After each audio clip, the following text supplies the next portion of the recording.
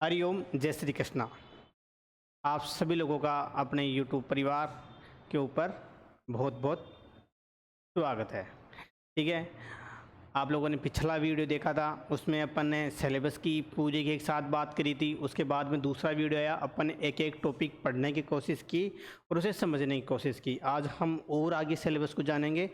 मैं ये कहना चाहूँगा कि जिन लोगों ने अभी भी क्रैश कोर्स नहीं लिया है वो अपना क्रैश कोर्स जल्दी से जल्दी लें, क्योंकि जितनी जल्दी आप लोग लोगे उतनी जल्दी आपकी पढ़ाई के अंदर सुगमता आएगी, अपनी परसेंटेज के अंदर ग्रोथ देखने को मिलेगी। अगर अपन ने लास्ट टाइम लिया तो भी आपको यही पैसा पे करना है और शुरू में लिया तो भी यही पैसा पे करना है। दूसरी बात, आपके एग्ज़ाम भी काफ़ी नज़दीक हैं, तो उस समय को बेकार नहीं खिनाएं और आगे देखते हैं।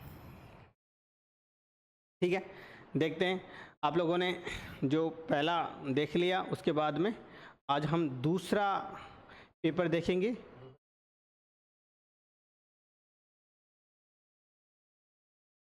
ठीक है, हाँ, पहले अपन क्या करते हैं कि सारा सिलेबस आपको एक ही चित्र दिखा देते हैं कि हाँ अपने पास ये टॉपिक हैं। उसके बाद में अपने को डेली रेगुलर क्लासेस लगेंगी और आपको एक ही अच्छी पीडीएफ के माध्यम से नोट्स मिल जाएंगे, जिनमें से लमसम सारे प्रश्न उन्हीं में से आएंगे। ठीक है, आप जुड़े रहें। ठीक है, आज है दूसरा पेपर।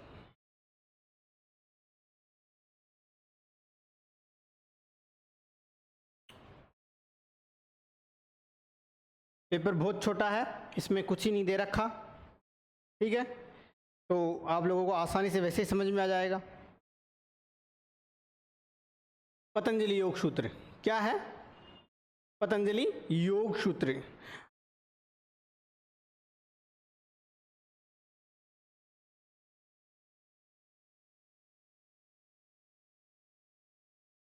अब पतंजलि योग सूत्र है तो उसके लिए सबसे महत्वपूर्ण बुक है, उसकी भी अपन चर्चा करेंगे।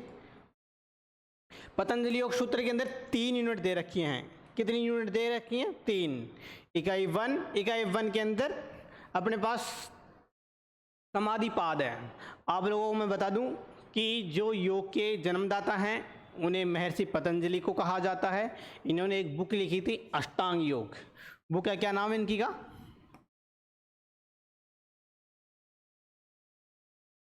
अष्टांग योग। ठीक है, योग के जो एक ही ओरिजिनल और स्टेप बाय स्टेप योग को पढ़ना सीखना देखने को मिलता है, वह इसी बुक में मिलता है अष्टांग योग के अंदर। ठीक है, इनकी बुक का क्या नाम है? अष्टांग योग। योग के जन्मदाता किसे कहा जाता है? महर्षि पतंजलि को। किसे कहा जाता है? महर्षि, एक मिनट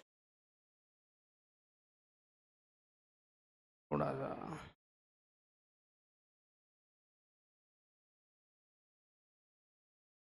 महर्षि पतंजलि। महर्षि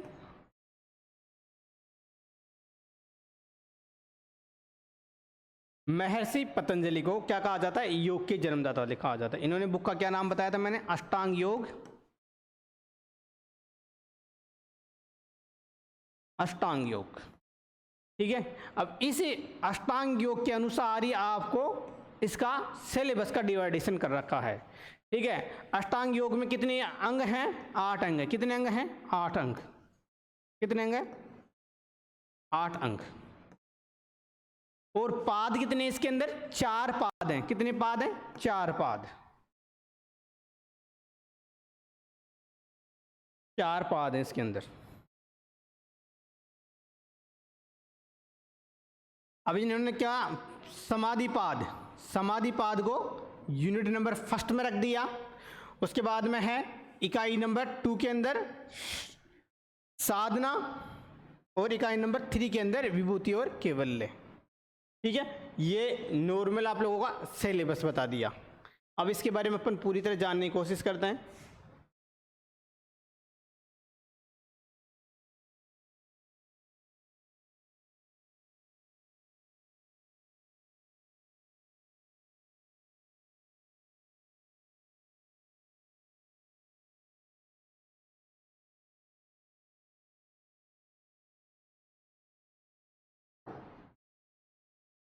अब देखते हैं पतंजलि की बात करते हैं, पतंजलि योग सूत्र की। ठीक है, पतंजलि, पतंजलि योग सूत्र पेपर नंबर 2। कितना है? पेपर नंबर 2, पतंजलि योग सूत्र। ठीक है, हाँ, पहला प्रश्न आता है, इसके पिता किसे कहा जाता है? योग का पिता, योग का जन्मदाता महर्षि पतंजलि को अभी बताया था।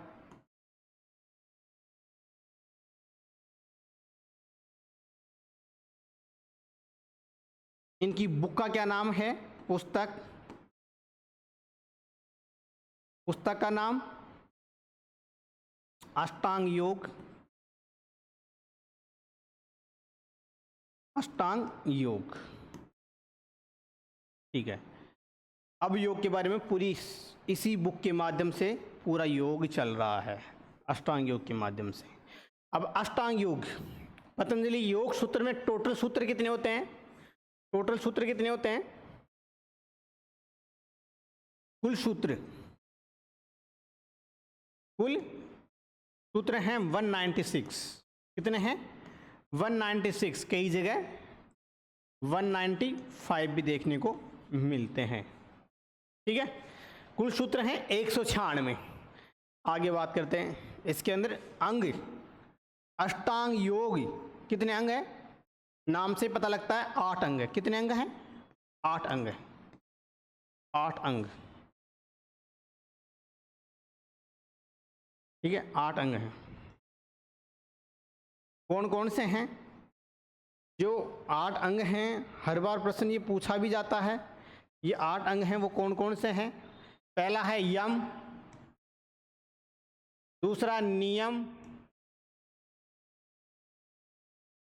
ठीक है, पहला, ये दूसरा यम नियम। तीसरा है आसन,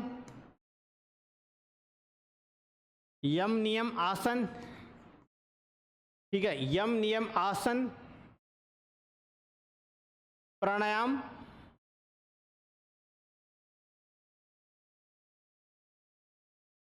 प्राणायाम।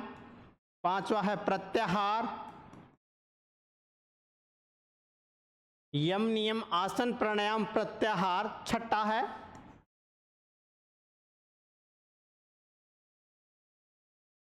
धारणा ध्यान समाधि, धारणा। सातवां धारणा ध्यान, ध्यान। और 8वां क्या है? समाधि, समाधि। ठीक है, अपन ने जो 8 अंग हैं वो देख लिए हैं, कौन कौन से हैं? पहला है यम, मोस्ट प्रश्न है, किसी न किसी सब्जेक्ट में जरूर पूछा जाएगा। दूसरा यम नियम आसन प्राणायाम प्रत्याहार धारणा ध्यान समाधि। यम नियम आसन प्राणायाम प्रत्याहार धारणा ध्यान समाधि, ये क्या है? अष्टांग योग के 8 अंग हैं। कितने अंग हैं? अष्टांग योग के 8 अंग हैं। इसके बाद में इन्होंने क्या बताया? पतंजलि योग सूत्र के अंदर 4 पाद होते हैं। कितने पाद होते हैं? 4 पाद होते हैं। वो कौन कौन से हैं? पहला पाद, पहला है समाधि पाद, समाधि पाद। ठीक है, अरे यार सारा ही गया।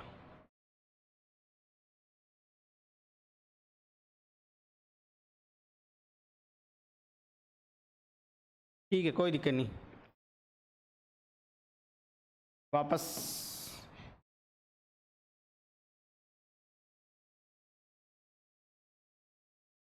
चार पाद की बात कर रहे थे। पहला है समाधि पाद, समाधि पाद। दूसरा है साधन पाद। तीसरा है विभूतियां।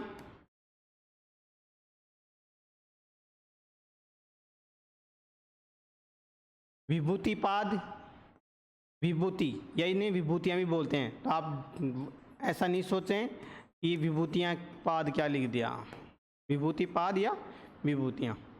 नेक्स्ट है समाधि साधना केवल्य पाद,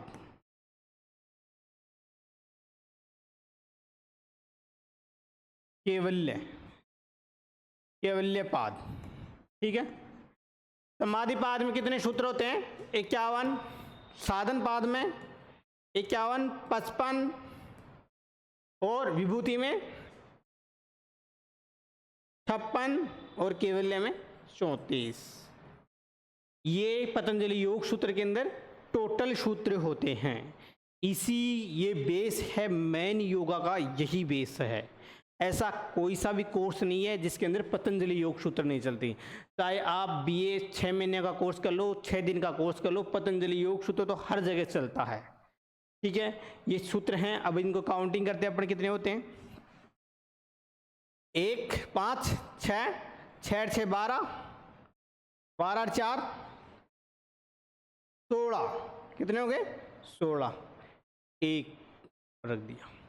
5 एकम 5, 5 दून 10, 5 तीन 15, 15 देख 16, 16, 17, 18, 19, 196। मैंने क्या बताया था? पतंजलि योग सूत्र में कितने सूत्र होते हैं? 196 सूत्र होते हैं। आप लोगों ने देख लिया। इसी माध्यम से इनको डिवाइडेशन कर रखा है, इसी माध्यम से। ठीक है, नेक्स्ट, ये इसकी परिचय आप लोगों ने देख लिया पतंजलि योग सूत्र का कि इनके पिता कौन हैं, इन्होंने कौन सी बुक लिखी है, कितने अंग हैं, ठीक है, और कितने पाद हैं, टोटल सूत्र कितने हैं, पहला सूत्र कौन सा है, ये भी प्रश्न कई बार पूछ लिया जाता है। पतंजलि योग सूत्र का पहला सूत्र कौन सा है? अथै योग अनुशासनम, अथै योगानुशासनम, अथै योगा अनुशासनम। ठीक है, पहला सूत्र।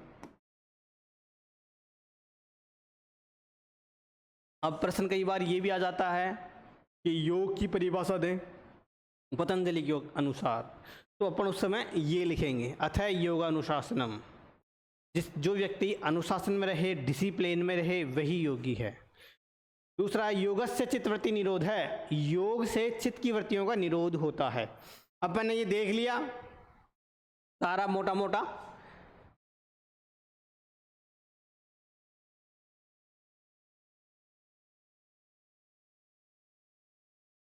ये देखो 34। अब इसके लिए कई बच्चे पूछते हैं कि सर बुक कौन से लेके आए, यहाँ से भी जोड़ोगे आप लोग तो भी 196 सूत्र होंगे, 196। लेकिन योगा की जब एग्ज़ाम लगती है यूजीसी नेट वगैरह की, उस समय अगर ऑप्शन में दोनों आ जाते हैं, 195 भी आ जाता है, उस कंडीशन में 195 वाला सही है। एक सूत्र की पुनरावृत्ति 2 बार हो चुकी है इस चक्कर से। अब मैं ये बता रहा था आप लोगों के लिए बुक कौन सी अच्छी रहेगी। पतंजलि, अगर देखो योग पढ़ रहे हो तो बुक लाना ज़रूरी है, कंपलसरी हो गया। ये सबसे बढ़िया बुक आती है मुफ्ती के 400 पान, सबसे अच्छी बुक आती है मुफ्ती के 400 पान। इसमें सब कुछ ऐसे ही मिल जाता है आपको, ऐसे ढूंढने की ज़रूरत नहीं पड़ेगी। ठीक है, ये अपन ने आज अपना सिलेबस का दूसरा पेपर है जो अपन ने लोड कर दिया है, आप लोगों को बता दिया है। अब आपको थोड़ा सा तो ऐसा लगेगा कि हाँ यार, अपन पतंजलि योग सूत्र कोई ना कोई अपने पास सब्जेक्ट है जो इस प्रकार के, इसमें बुक का नाम है, इतने सूत्र होते हैं और कितने पाद होते हैं, सब कुछ देख लिया है। ठीक है, अब आज के लिए बस इतना ही। फिर से कहूँगा मैं, आप अपने YouTube परिवार के ऊपर नए हैं तो कृपया चैनल को सब्सक्राइब करें, बेल आइकन को ज़रूर दबाएं ताकि नए वीडियो, नई नोटिफिकेशन आप लोगों को मिलते रहे। दूसरी बात, जो हमारा क्रैश कोर्स चल रहा है उससे भी जुड़ें, और योग से जुड़ी हुई मैं हर समस्या का समाधान करने के लिए तत्पर रहता हूँ। जितनी प्रकार की वैकेंसियाँ निकल रही हैं, ठीक है, मैंने पहले बताया होगा, और उनकी सूचना अपने टेलीग्राम PGDYT योगा के नाम पे आ ही जाती हैं सारी की सारी। ठीक है, कमेंट करें कोई चीज़ नहीं समझ में आ रही है और पढ़ें। जितना ज़्यादा पढ़ेंगे उतना ही आप लोगों के लिए बढ़िया, अच्छा रहेगा। जितनी परसेंटेज आप कवर कर लेंगे, क्योंकि मुझे जहाँ तक लगता है कि कम से कम 2-3 साल तक, कम से कम 3 साल तक इसके अंदर कोई कंपटीशन नहीं आने वाला। कोई एग्ज़ाम नहीं लगने वाली 3 साल तक, तो ये परसेंटेज बेस के ऊपर ही काम चलेगा। ठीक है, जय हिंद, जय भारत माता की।